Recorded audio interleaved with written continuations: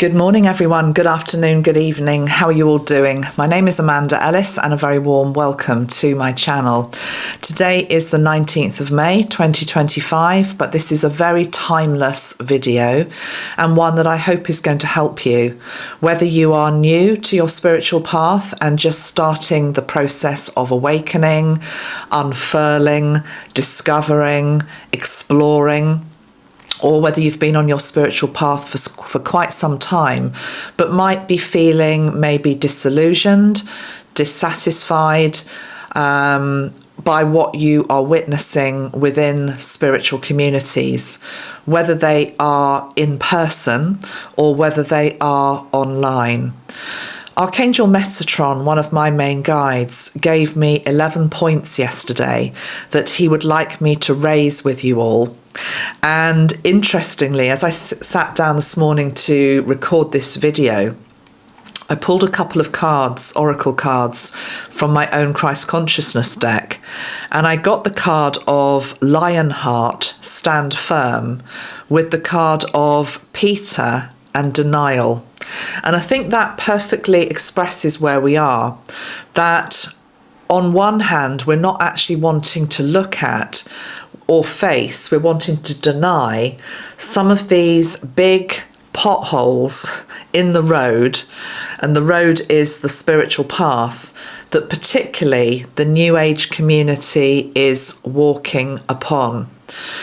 This is not meant to diss the New Age community.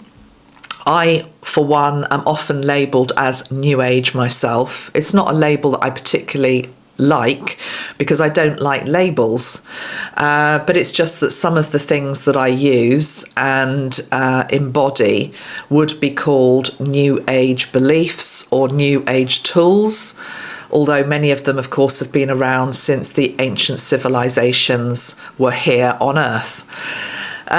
So this is not a video to diss the New Age community, but it is a video to hopefully help you avoid some of these traps that lie before us if we're not aware that they're there.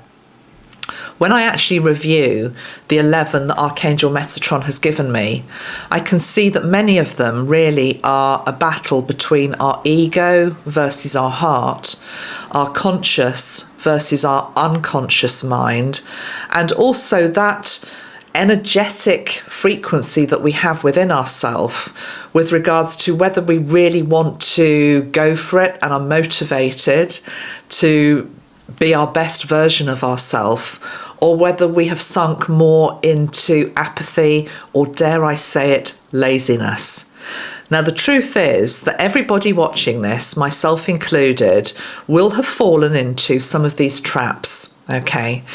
The question, though, is are you able to get yourself out of them once you have either intentionally stumbled into them or unintentionally fallen into them? That's really the whole point of doing this video. I also, probably about halfway through, I am going to read you a piece of channeled automatic writing that was given to me yesterday. It came through from William T Stead, one of my guides. Many of you know who he is because I've channeled him a few times. He was a leading Victorian spiritualist of his day. He's also famous because he died on Titanic, but there's much more to the man than his death. But I am writing a book with him. And yesterday he wanted to talk, well, he wanted basically to give a warning shot to all of us with regards to the state of spirituality and spiritual circles right now. Okay, so we'll do that also. So I've got some notes here that I am going to be referencing just to keep myself on track. We're going to go through these 11 points, these 11 traps, one by one. You can take notes if you'd like to, and they are in no particular order. Okay, so number one is, you might be surprised by number one because I am surrounded really by spiritual tools. I use spiritual tools a lot of the time, whether it be crystals, oracle cards, colour sprays, candles, all sorts of things that I have, which I regard as a spiritual tool. It could also be things such as sound healing instruments or pendulums, or anything that you use in your spiritual practice or maybe in your spiritual healing that helps you. But number one is spiritual tools and certificates without doing the inner work won't get you to where you wish to be. So without doing the inner work, all of these tools, all of these certificates that you might have hanging on your wall don't amount to much until you actually get out there in the university of life, start applying them, using them, but also understanding that they are there to support you and help you, but they're not going to do it for you. It's a bit like when you go to see a healer. The healer's job is to be a facilitator. The facilitator helps you to get in touch with that part of yourself that knows how to heal itself, albeit often with another frequency brought in, such as angelic light or Reiki energy or sound energy or whatever it is you're working with. But ultimately, the healer is the facilitator. These spiritual tools are facilitation tools, basically, in the same way that Archangel Metatron is showing me a surgeon who has obviously got, hopefully, his certificate on the wall, that he has gone through his training. He also has maybe a scalpel in his hand with which to be able to cut out, for example, the tumour. But it isn't just the scalpel that does the job. The scalpel is just the tool. The magic, the wisdom, the gift is actually the surgeon themselves. You are the gift. You are the magic. So you use tools to help enhance what you already have within you and to support you. And there's nothing wrong with doing that either, by the way. Also, often using tools can be fun, and it's important on the spiritual path to keep things light, to keep things as fun as you possibly can, because often what we're looking at is actually quite dark, difficult stuff. So first one is spiritual tools and certificates without the inner work won't get you there. And then I've written down here, there's also this thing with regards to whether it's Instagram, TikTok, but I've put Instagram here just because that's what I'm on more than anything else. I'm not on TikTok. I've put Insta Light. I've written down ceremony. You see these people who are basically doing lots of ceremonies, but aren't maybe doing the inner work, and ultimately are still basically a bit of an arsehole. Sorry to use that language, but it's the only way I can sort of really get my message across. It's all well and good to be looking like you're doing the work, but actually, are you holding the frequency of change, of evolution, of betterment of yourself, of your soul, of each other, etc. Okay, I've written down here underneath number one as well that there's no quick routes to enlightenment. And actually, if we look at it from a soul perspective, it takes generations to get there. We can't expect to be doing it all in one incarnation, but we keep on making steady progress. So picking up a tool, even if it's a beautiful tool, such as this one that I've got, it can't do it all for you. And actually, the other thing that I'm feeling as soon as I pick something like this up is that you need to know how to even use it anyway. And it has to land in the right hands. So sometimes you can have a spiritual tool and actually you don't really know what to do with it, or you're using it in the wrong way or for the wrong purpose, particularly the wrong purpose. And by that I'm meaning to maybe generate ill will rather than goodwill. Okay, so that's the first one. Number one, spiritual tools and certificates without the inner work won't get you there. I feel as though I sort of need my bells or something here to sort of just ring in the changes. So number two, Sorry if that's loud. Number 2. This is a big one that you hear me talk about a lot, but I think it's very, very important. I've written down the second trap is only focusing on the light, brackets, fluff, okay? Only focusing on the light, stroke, fluff. Within this, there is a fear of going deeper. There is a fear of going into the void.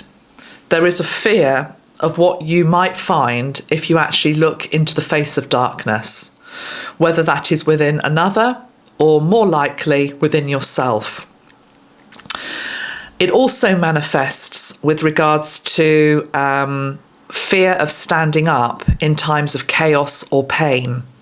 That I somehow am living in a perfect bubble where everything is all right in my world, but yet in another country there is war, there is famine, there is division, there is strife, there is whatever is going on. And we see this particularly during times of the greatest struggle in our world. It amazed me without judging it. I just noted it more than anything.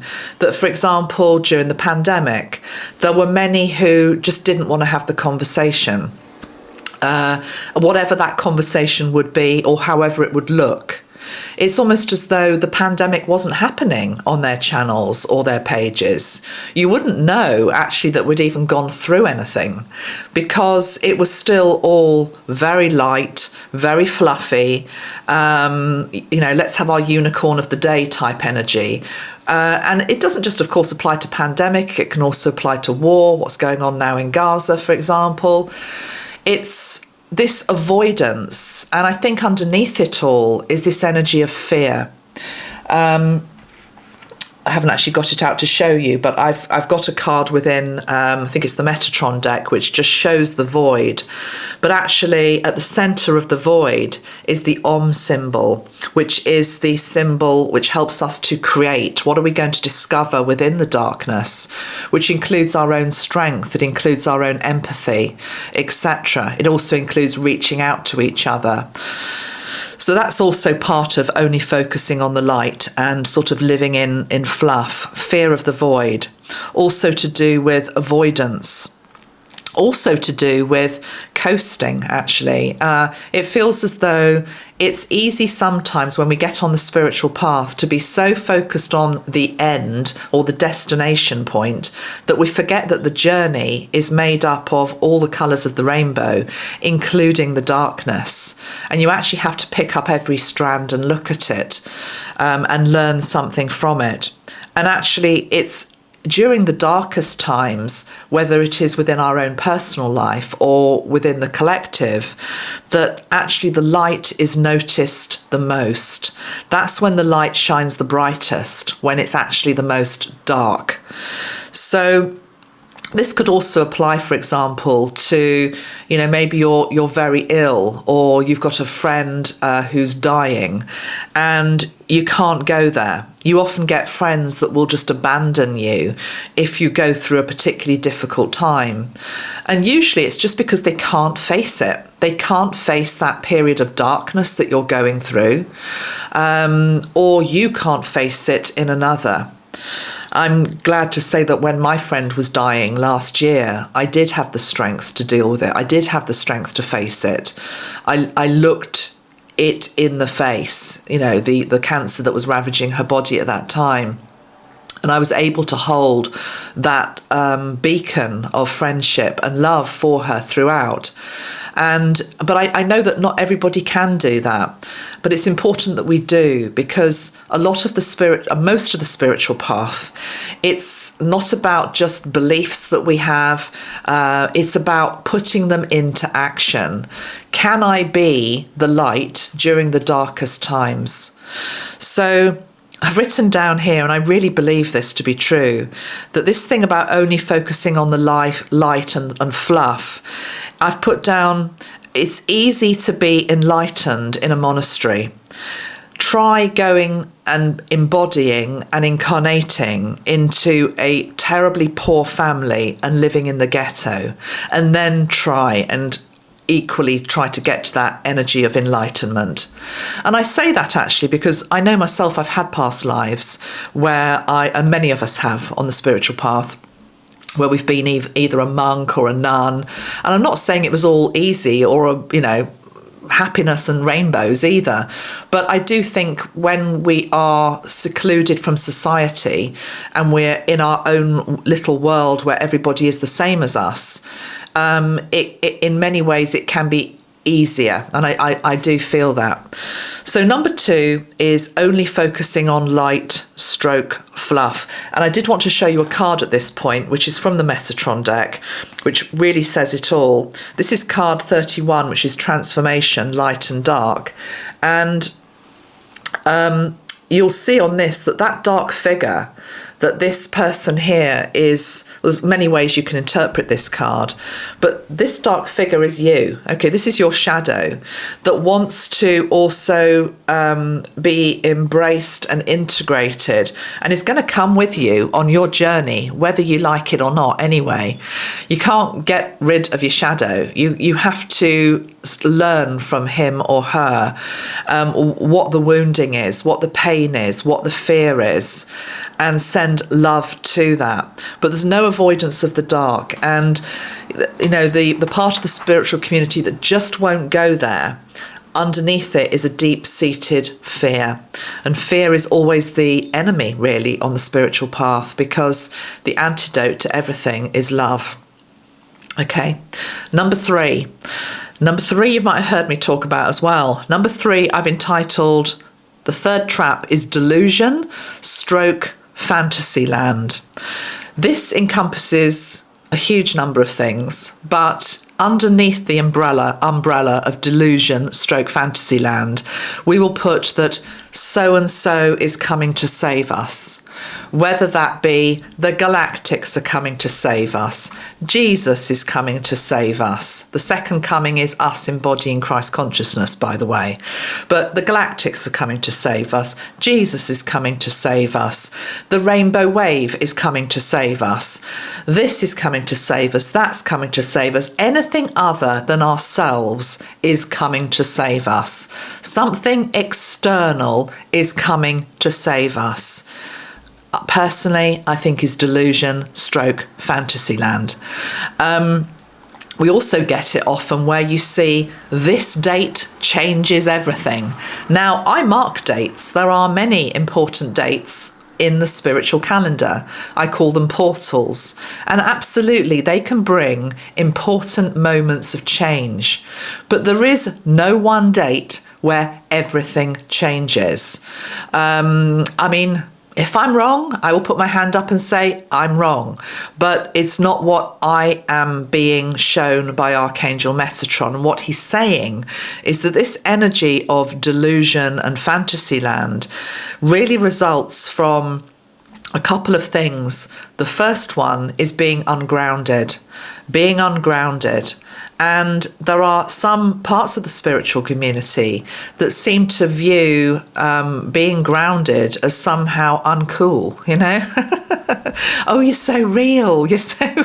As though actually, if you stick an alien head on and come out speaking in a funny voice, you're going to be more accepted in certain quarters. So... groundedness is very important, my friends. And also I've written here that the material world isn't your enemy. It isn't your enemy.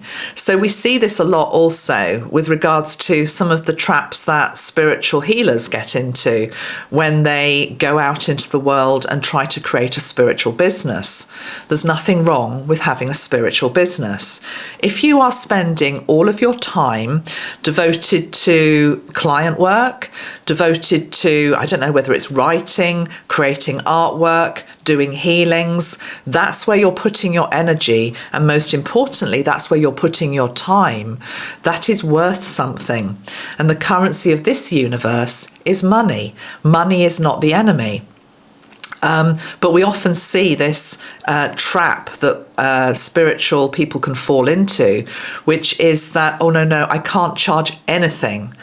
if you actually take that to the nth degree and you're going to devote your whole life to being of spiritual service, unless you are literally in a monastery or a convent where everything is provided for you, you're not going to be able to pay your bills, you're not going to be able to feed yourself, you're not going to be able to look after your children, and you're ultimately not going to be able to do your work. So I always say that, you know, if you aren't going to charge for your services and your time, most importantly, you need to basically go and get another job. That doesn't mean that you can't give some stuff free. This video is free, for example. That's important to do that. But, you know, this whole thing of the material world somehow being the enemy of spirituality is wrong, okay? Also, I've written down here, and this links into the material world as well, compartmentalizing what is spiritual life and what isn't. That is delusion, that is fantasy land, because we're on planet Earth. Everything that we can see, taste, touch, experience, enjoy, be disappointed by, everything is part of the spiritual realm. Everything is part of this spiritual experience that your soul wanted and chose before it incarnated. And yes, that includes the big subjects of the day, such as politics. It would be so nice, would it not, some people think, to put politics into a little box where I don't have to be spiritual there, because I am all namaste over here, you know, everything is light and lovely in my world and I send peace to everybody. But then as soon as you mention politics, the wild boar comes out in some people, you know. Boar actually in both senses of the word, because you're not going to change anybody's opinion by just lambasting them because they happen to like somebody that you don't, etc. politically. Blending the spiritual life with everything and embodying what it is to be spiritual, which is actually love, and putting that into all parts of life, including politics, that I love you enough to sit with you, even though I totally and utterly disagree with you. But I'm not going to be rude to you. I'm not going to judge you.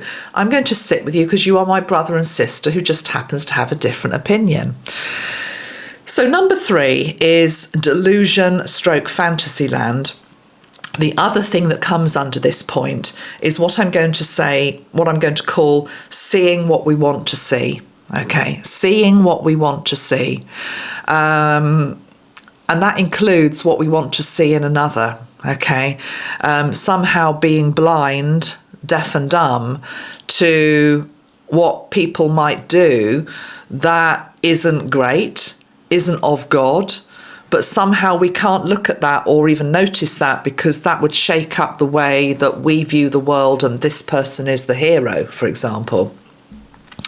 Delusion and fantasy land can also come into our personal relationships, of course, where we can be deaf, dumb and blind to the toxic dynamic that we might be in, or the codependent pattern that we might be in, that somehow we're not really present.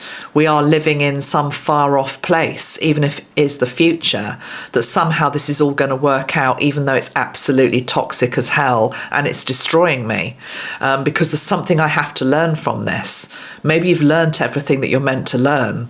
How many times, for example, do you need to be beaten black and blue in a relationship that includes physical violence? That type of thing is what I'm talking about. So that, of course, requires support to come in around you to help you out of situations like that, which is about living in the material world and reaching out for that type of support. Number 4, I've written down, is not seeing things from a soul's perspective. This is huge, and I've done whole videos on this subject before, but yes, a definite trap is not seeing things from a soul's perspective. We have to remember, number 1, that the soul is always in charge. The soul is in charge of when you come in, the soul is in charge of when you exit, and the soul is in charge of all the people and events and circumstances that you have signed up for in this journey here, this incarnation. Yes, there is free will, but there are also destined points, there are destined things, there are destined people that you are meant to meet in this life. And sometimes those destined things and destined people aren't always great. Sometimes they're there for reasons that only your soul understands, your higher self understands, but us at a 3D level can forget. So the soul is in charge. I've also written down here, everything is done for you, not to you. That includes soul contracts, karma, relationship dynamics. That is something that's very triggering for people to hear, that everything is done for you, not to you, until you understand it from a soul perspective. When you start to see things from a soul perspective, you start to see things differently. It doesn't mean that there isn't still pain necessarily at the very human level of experiencing it. There may very well be trauma and shock and horror at whatever you are experiencing. But seeing it from the soul's perspective helps you understand why something is happening. Why, for example, a relationship has broken up. Why a marriage has ended. It may very well be that your soul hasn't signed up in this lifetime to be with just one partner. Your soul might have already decided pre-incarnation the 3 people that it wishes to be with in this lifetime, that type of thing.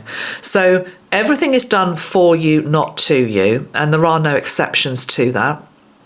From a soul perspective is how you understand it. And also what would come under category number 4, not seeing things from a whole perspective, is the inability to see the divine in each other, or indeed the soul mission. That includes everybody, the people we have in our one-on-one relationships and the people that we see on the world stage. Everybody has a soul contract, without exception. And everybody has a spark of the divine in them, without exception. Even if they have forgotten that that divine spark is there, even if they're not demonstrating that that divine spark is there, even if they're turning away from that divine spark, the divine never turns away from them. So we must always remember that the divine does exist within every person on this planet, because that's what God sees. And if we start to be able to see through God's eyes, again, we see life very differently. I've also written down for this point number 4, not seeing things from a soul perspective, that you are more than this one life. And also, of course, it opens up the whole energy of the Akashic Records, which has the details of everything that you've been, everything that you are, and everything that you will be. Equally, you can write into that Akashic record also. But that is the soul's... interesting. Metatron saying it's the soul's diary. I love that. That's a lovely way to describe the Akashic Records, as the soul's diary, the soul's reference point. That's exactly perfect, Metatron. The soul's diary. I love that because that is basically saying that there is a diary somewhere with your name on it and a date set in a couple of years, in 6 months' time, next week, where something is meant to happen. For good, for bad, whatever, it's meant to happen because it is already written, but it's about how you navigate that, how you work through that. And of course, there are lots of other blank pages in this diary where it's for you to fill in terms of what you're going to do with that time and what you can create during that time. But there are definitely destined moments in this soul's diary. Love it. Okay, number 5. We're getting through these well. Number 5 is a really, really common one, and I've noticed this more because I come from an upbringing of traditional religion where there was a set structure of how you do it. Yeah? You go to church every Sunday. You say these verses. You sing these songs. On this Sunday in this month, you're going to be talking about that. On that Sunday, you're going to be talking about something else. At this point in the service, you go up and do this. At that point of the service, you shake hands with everybody. At this point of the service, you go up and take communion. There is structure. The fifth trap or pitfall for the New Age community is no spiritual practice or no structure. Now, this is one of those things which can ebb and flow a little bit. Sometimes we're really good at it, sometimes we're not so good at it. But what we're aiming for is consistency. Ultimately, there needs to be regular spiritual practice, which doesn't have to look a particular way. There are many different forms of spiritual practice. It could be linked into meditation, rituals, ceremonies, portal work, prayer, affirmations, exercise done consciously with mind, body and spirit, something like Tai Chi. But whatever it is, there needs to be structure around it so that I know I've made a promise to my higher self that on a weekly basis, I do this to honour the path that I'm on, to make note of the progress that I'm making, and also be aware of where maybe I've slipped up or I haven't been able to be the version of myself I would ultimately have liked to have been last week. So what can I learn from that?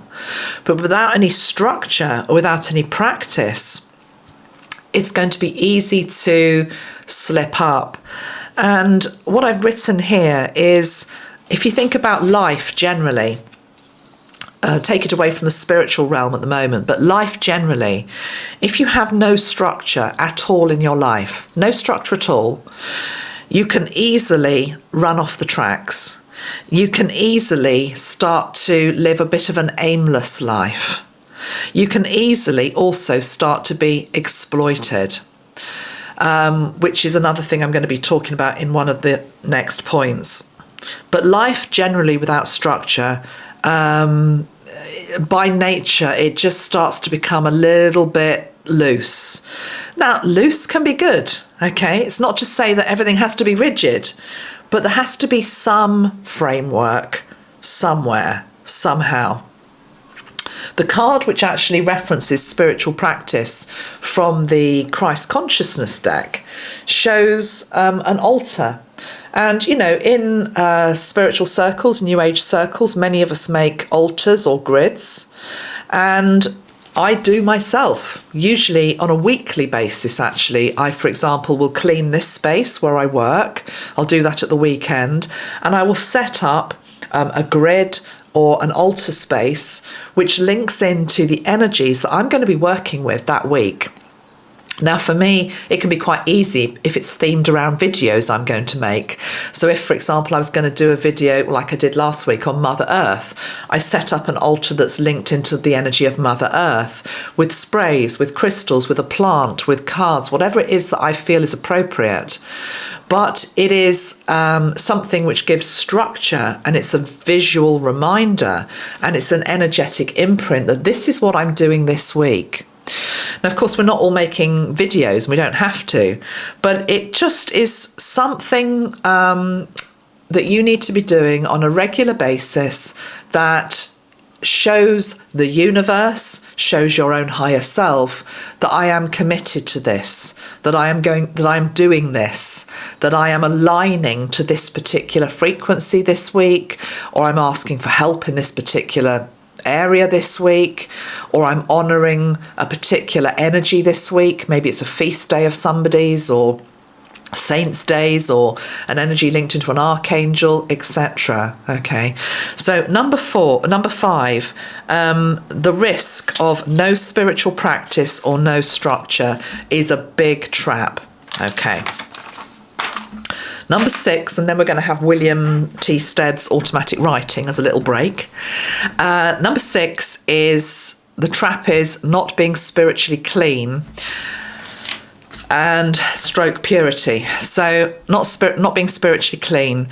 This is all to do with lack of spiritual protection, which includes lack of boundaries. Spiritual protection is a huge subject that I've talked about many times. There are whole videos in my playlist dedicated to this. There is a video which is linked into the armour of God, for example, where I'm reminding you to put it on. Put on your armour of God. Where is the little... Here we go. We sell these, for example. These are little Armour of God cards. I'll put the link below. But on this, it just reminds us that the armour of God is the helmet of salvation, the breastplate of righteousness, the belt of truth, the shield of faith, the sword of the Spirit, and feet that walk in peace. How hard is it to remember to do that every day? Very, very easy, unless you've got something like this, or it's written down somewhere, or you build it into your spiritual practice.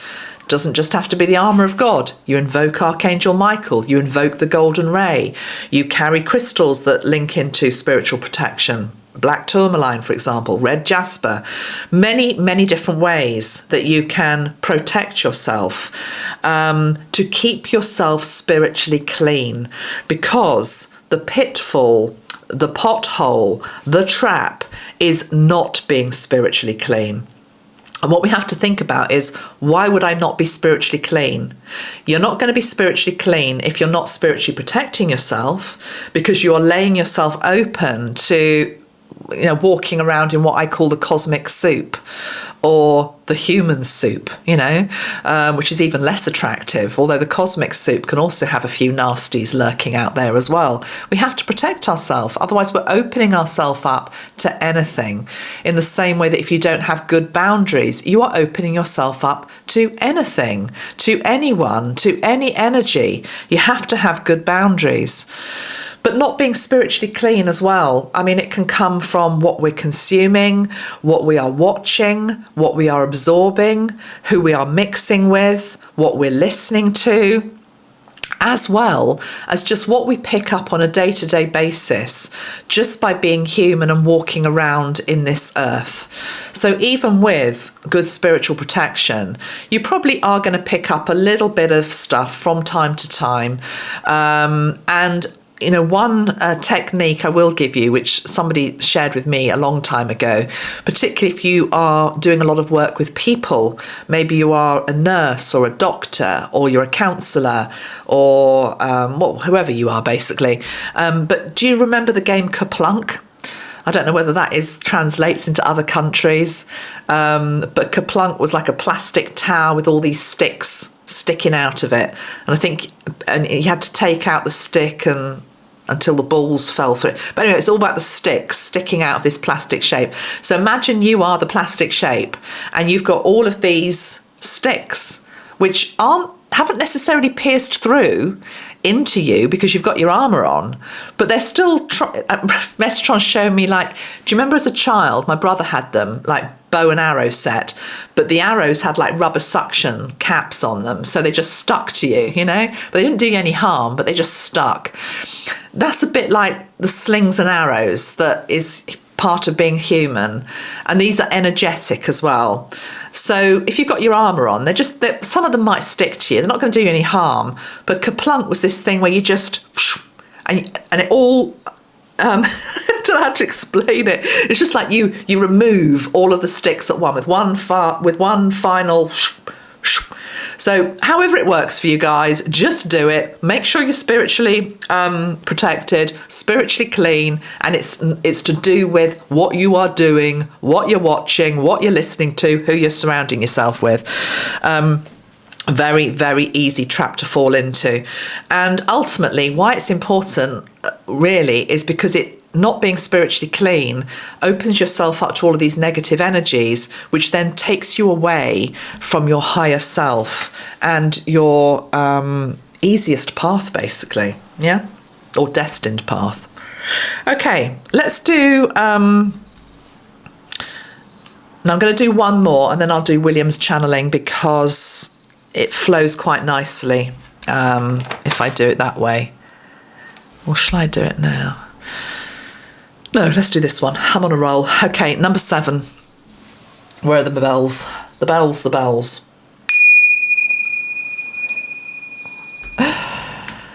Seventh pitfall, seventh trap. I hate this one. You see it a lot. Ego stroking. If you've watched me for a long time, I don't think I do a lot of ego stroking. It's the whole thing about, I'm special, you know? Well, actually, we all are. We all are. But it's the energy of, I'm special. You see it particularly like on YouTube, like videos like I did. This is not dissing whoever did this video, because I actually think she's a really nice person. But I did see a title, and it just encapsulates what I'm really trying to say. It was, if you see this video, you are the prophesized one. And of course, it was attracting a huge number of people who were lapping that up.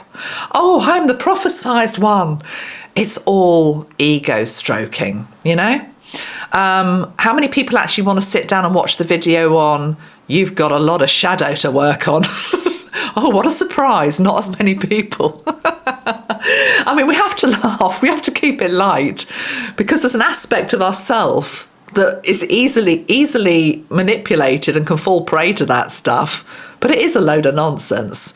I'm not saying that the person's content is a load of nonsense. I'm just saying the energy of that. You see it as well with like, I'm a rare starseed. I'm a rare starseed. You know, with their nose in the air as they walk past a homeless person. I'm exaggerating things just to make my point, you know, but we've all seen it. Some teachers out there specialise in these ego strokes. Oh my goodness, they are good at it. They are so good at it. Actually, what that is really about, I'm going to call it out here, is actually an energy of codependency, because they're love bombing their audience with, oh, you're this, you're that, you're so special, you're so brilliant. There's nothing wrong with reminding people of people's brilliance, but it's when it gets over the top, you know? It's like when it's ego stroking. They're doing that. They're stroking the ego of their audience, but it's codependency because they are also feeding off the love and the adulation that they are getting in return. Yeah. I don't care if you don't like me. You know, a lot of people don't like me, and that is actually a good thing. I keep telling myself that is a good thing. It's the truth. It is a good thing, actually, because you have to get to that point where you're okay at being disliked as well, because otherwise it's just this energy of ego stroking. I can't stand it. But yeah, so that's number seven. Number seven, I'm special. I just want to remind us that we all are. It's a difficult one, this, because I remember doing my most popular video that I've ever done on YouTube since 2012 was the one that I did on RH negative blood. And if you've actually watched that video, there was no part of it where I was saying, oh my God, you are so much more special than everybody else. I was saying, this is different. This is different. There are some different characteristics here. This is interesting. Let's explore it. But a lot of people didn't like it because they thought I was saying this group is above everybody else. I wasn't. I haven't actually done any of the other blood groups yet. But if I did, I'd be saying, what is special about blood type O or blood type whatever it is, you know? What is different about them? So it's this whole thing about also not... Yeah, I don't really know how to explain that, because it was a weird one. It was sort of like, I wasn't meaning that they were any more special than you. They're just different. We're all different. So it's a fine line, isn't it? But I think you know what I mean by ego stroking. And I think we see it particularly with regards to maybe some of the younger souls on social media. It's a big trap. So let's not go down that road as much as we can. Right, let's go to William now. So we've got 8, 9, 10. Oh yeah, we've only got 4 more to get through. Doing quite well. But I'd like to now go to William T Stead. So this came through, piece of automatic writing yesterday. I love his energy, and it flows so easily. I just feel very blessed, very humbled. Thank you. But it's not because I'm special that he's choosing me to write through. It's the fact that I'm just aligned to his energy for some reason. You know, that's what it is. So you find the thing that you're aligned to. We've all got different abilities, right? William. I write to him and then he writes back. That's how it works. Dear William, I feel that you have a message for the collective on the traps of spirituality without due focus. Being as you are, or were, a way shower in the Victorian age, exploring the realm of spirit with both feet firmly also living a material life. What pitfalls are there for the new seeker of this new age now being navigated? This is his answer.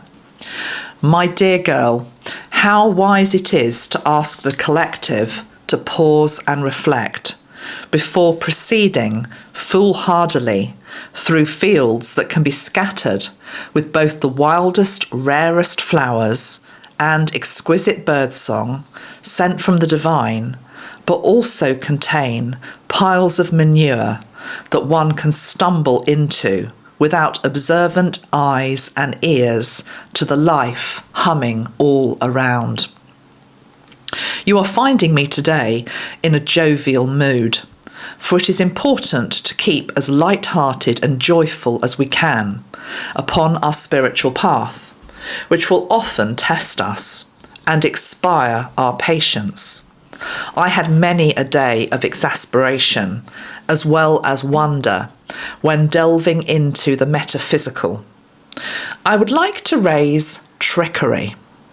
Now, in my time, there were many conjurers of sleight hand who could stimulate a staged psychic phenomena to the wonders of, if not a crowd, a hushed room, hidden in curtained-off parlours up and down the land. For in searching for the Holy Grail, whether it be in proof of life after death, communication with other realms, or projected futures and answers, there has always been some wanting to just make a quick buck. Thus it has ever been, and still is true in your time. They hide as wolves in sheep's clothing, drawing quite the crowd in your virtual and real-life world. Some people follow them as deep down they want to be tricked, not caring if it's real or just entertainment, to while away the dreary hours. Others fall prey to manipulation and enslavement of their soul energy by being pulled by the puppeteer's strings. Rascals who do this, every one of them. I say beware the false gods and goddesses dressed up as insincere teachers of your age. Many with smiling faces too, although not all. So now we know they are out there, what to look for instead. For we all need a guiding light at times.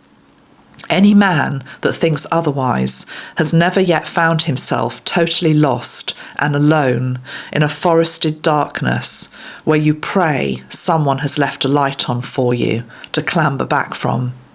Forgive me, Amanda, I'm getting maudlin now.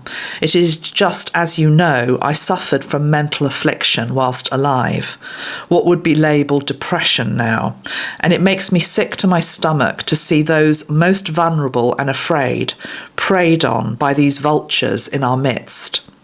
As it is written, by their deeds will you know them, and this is true for the dark as well as the light. For true spirituality and teaching should lift up, exalt one's senses to the highest domain possible, bathed in love and nourishment, such as felt after a good round meal.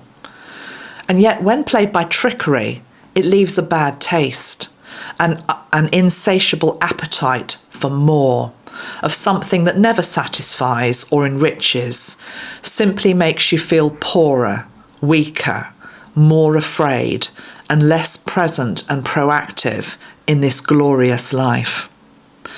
So to your community, I say, lift your heads up, be strengthened by all that is good and worthy. Turn your attention away from that which is shallow and vain, that which is gossip and not long-lasting. That which endures is the mark you leave on others. Kindness, tenderness in a harsh world, your time, and the standard to which you hold yourself too. Be noble and brave, loving and generous of spirit, and look for that in others too. Be with the open-hearted, not the mean-spirited, and strive to do your best always. Yours affectionately, William. I feel like he needs a round of applause. I love his energy. I love his energy. And I will just say something on it. I also love his energy because it's flawed. And by that, I mean he's able to express, even in spirit, the difficulties he had on human life, and that it wasn't all roses and rainbows, that there were times of great darkness in his life as well.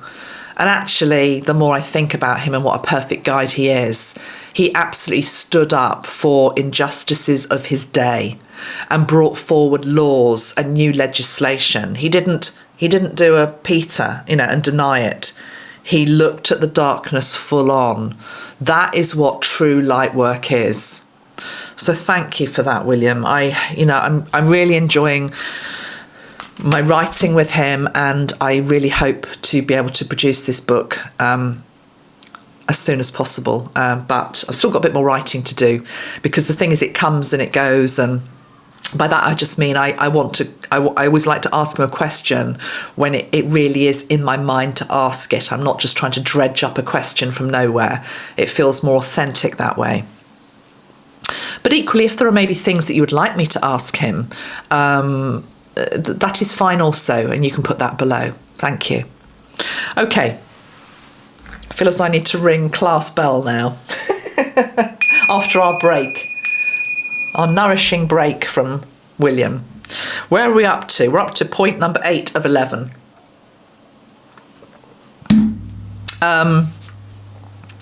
Okay, number 8. I'll run through this one quite quickly because it's something I've talked about quite a lot anyway. It's about having a closed mind. This is ego, having a closed mind. Underneath all of that is pride, ego, and fear a lot of the time. Our beautiful card from the Christ Consciousness deck, new vintage, be open-minded, shows the old lady, and it's the take on the biblical passage of where Jesus said you can't put new wine into old skins. And in this depiction, we've got an older lady with older skin, but she can drink of the new wine. And the new wine is new ideas, new beliefs, new things to do, new avenues, new adventures, open-minded, new perspectives. So 8th pitfall is to be closed-minded, but also to be closed-hearted. And I will just say the best example of this that I've seen in the last few days is an interview I saw with Emilio Ortez, who I've done an interview with myself. Great podcaster, great interviewer. He's always brilliant. And he had somebody on.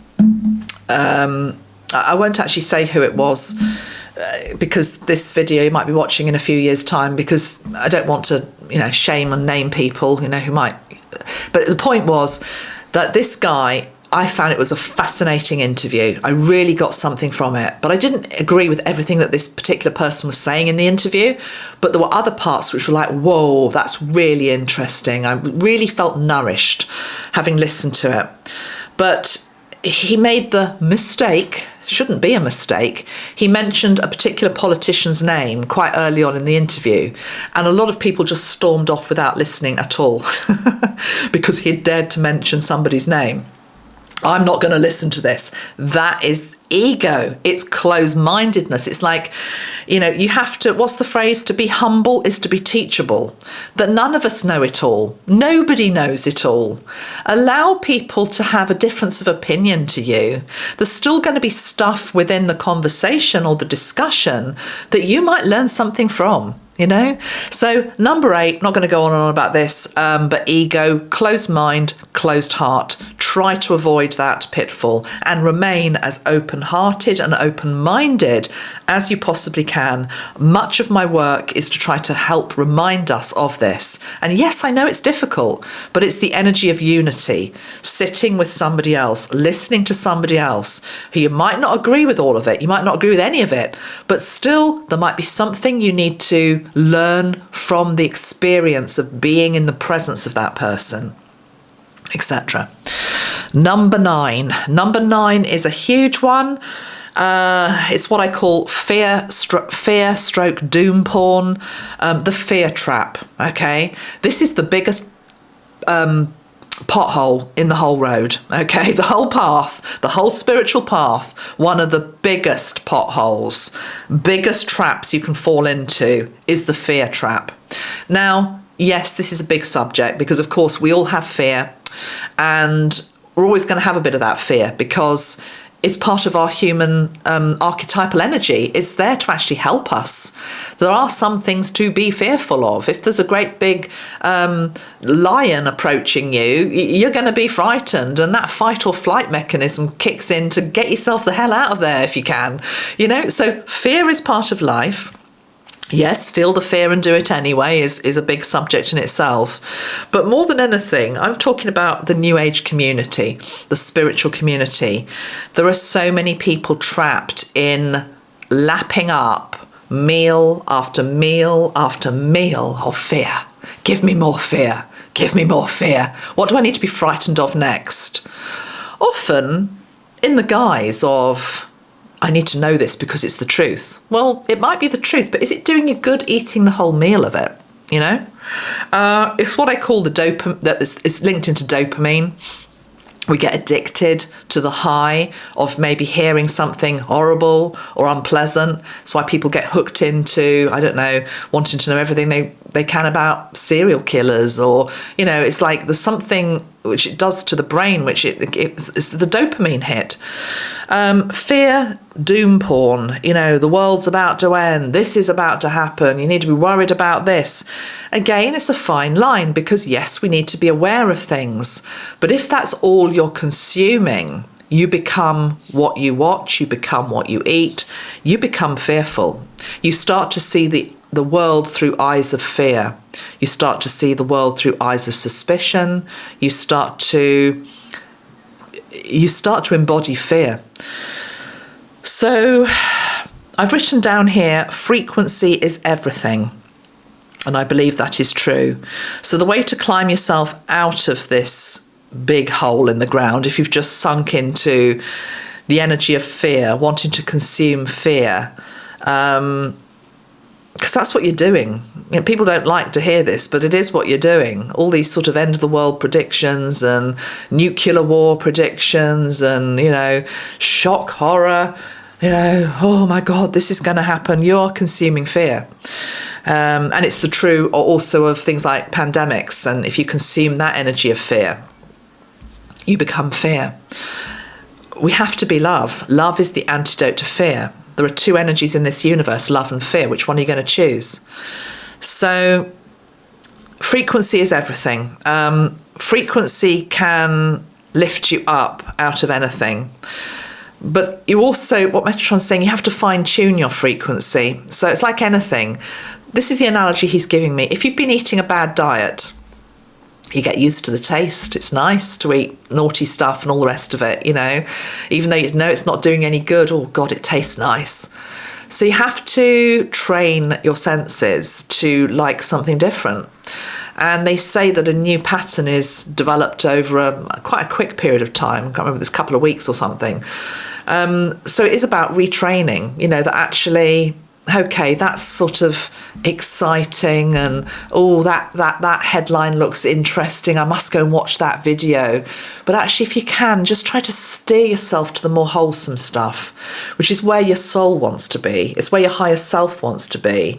And by sitting in a heightened frequency of peace, of compassion, of gentleness, of kindness, that's going to help heal you, uplift you, to then be able to tackle the monsters in our midst as well. Because love builds us up, fear dismantles us and lowers us. So watch out for the fear traps out there. You know, and in traditional religion, of course, the biggest fear trap, of course, is heaven and hell. If you do this, you're damned, you're going to hell. You know, so, but the New Age community has a good way of sort of hooking us into fear in a different way, and manifesting it in a really real way. Number 10, 2 more to go. Number 10 is my will, not thy will, not thy will. Big trap, my will, not thy will. Control, entitlement versus humbleness. And I've actually got a passage from the New Testament, which is Luke chapter, I'm not sure what chapter it is, 22, 42, don't know where it comes from. But anyway, it's this passage, very well known, Gethsemane moment, where he's facing crucifixion the following day. He momentarily has a wobble, doesn't really want to go through with it. And he says, Father, if it is your will, take this cup of suffering away from me. However, if not my will, but your will must be done. I'll reread that. Father, if it's your will, take this cup of suffering away from me. However, not my will, but your will must be done. Yeah. The teaching is all there. So what to say about control? We try to control so much, don't we? And it's the complete opposite energy to flow, to trust, to faith. But control seems to also come with entitlement a lot of the time, that it's my right to not have to do this, or, you know, you often see it in healing, don't you? That the best way to, for example, pray for somebody or something is not to bring control into it, including actually in the most difficult scenarios, including people you love. You know, think back to my friend's death, and it was clear she was going to die. So to pray for somehow a miraculous recovery when I could see it wasn't destined didn't feel right. So I would just pray for her highest good. I lift her up. I lift her up to you, dear Jesus, for, you know, to pray for the highest good in this awful situation. And you don't need to know what that looks like. You don't need to control the outcome of it. It's very hard to do because, of course, our human nature is, no, just save her, save her. But that is entitlement, because it doesn't take into account, for example, her soul contract, her soul choice, etc. It's a difficult one, I know, but my will, not thy will. Sometimes on the spiritual path, there's a card in the Metatron deck, which is the wake-up call card. Many of you will know it. And usually the wake-up call card comes, I'm just trying to find it. It says, listen and take note. And it's that energy of, maybe you haven't been listening. Wake-up calls tend to come in when we haven't been listening, because ultimately there have been signs given to us that something is off, something is wrong, something's not right here. And interestingly, I split the deck and we've got the card of letting go. We haven't maybe been able to let go of something. So the wake-up call comes in and says, no, you're going to do it now. You're going to do it whether you like it or not. You see it sometimes with health when, you know, your body is giving you signs to just stop, just rest, please rest. And you keep on going and you keep on going and you keep on going. And then, hey, presto, you break your leg and you have to lie in bed for the next 3 weeks or however long it takes, you know? It's that type of thing. My will, not thy will. But yes, humbleness is the antidote to that. Humbleness and flow. Okay, we have reached Number 11, our final point. As I say, I'm sure there are many more. And one that didn't make the list, actually, I will just say now, is hypocrisy. I've sort of just added it in as the 12th, but hypocrisy was vying for number 11, along with what actually is number 11, trapfall, which is actually a William T Stead teaching. I'm going to bring William back in. It's the mind that is the biggest trap. Being unaware of the power of the mind and our thoughts. Being unaware of the power of our mind and our thoughts. Archangel Metatron card, the cosmos mirrors you. That what we put out is what we get back. And again, this is something we don't like to look at. And it's not just individually, it is collectively too. So much of the division and separation in our world is awful, and we don't want it. But I just wish we could get to a place where, as a collective, we understood that we've manifested it. That every single time that we judge or we create division somehow, we're adding to that collective pool, which then manifests out in a much bigger way. The power of our thoughts to change our reality is huge. The William T Stead talked a lot about, because in the book, I always call it the wrong way around. I think it's the Blue Island or the Blue Planet. I think it's the Blue Island, which was written a long time ago. And it's actually, anyway, you can look at, I've done a video on it, I'll link it below. But the point is, what he was trying to articulate is that when we die and we get to the afterlife, that all of our thoughts are almost there waiting for us. I mean, that's a scary thought, I know. But if we could only just try to master our mind more when we're here. I answered one of you yesterday on this, on another video.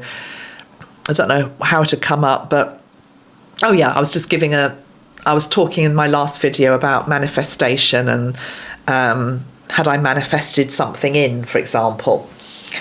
And this lady said, oh yeah, I'm a bit worried, about that and what my thoughts are. And I said to her, the trick is, this is what I do.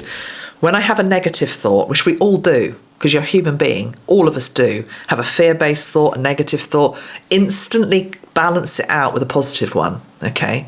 Because that's taking charge. That's being aware of the damage that the negative thought can do if not balanced out with something more positive.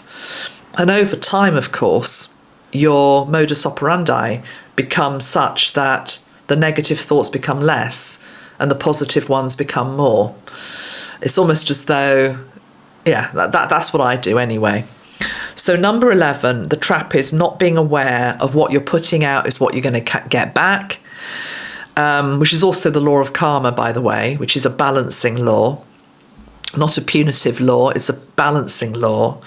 But being aware of the power of our minds and our thoughts is our 11th trap.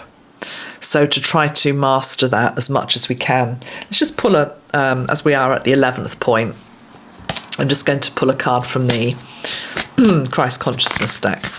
Ooh, well, they've all fallen out now, hold on. I mean, obviously it is a self-mastery deck. Both of my decks are self-mastery decks. So what they're trying to do is help you avoid these traps and other traps and show the other qualities. We've got the energy of faith over fear. You can cope. Yeah, that's appropriate, isn't it, for point number 11, faith over fear. Jesus in the boat. The minds of the disciples at that moment when the storm was whipping up in the boat, they lost control of their mind. Their mind went completely into fear that the boat was going to capsize, they were going to die, what was going to happen? I've got to wake up somebody else, Jesus, to restore order. Jesus rebukes them because he says you need to have more faith over your fear, to bring your mind back to a place of faith that you too could have calmed the waves. That type of energy. Anyway, guys, those are my top 11 points. I hope you found that helpful. As I say, I'm sure there are many more, but that's what I felt guided to bring you today.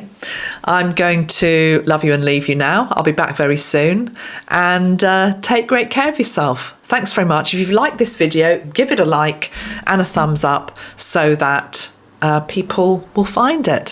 Thank you. Bye-bye for now. Bye-bye for now.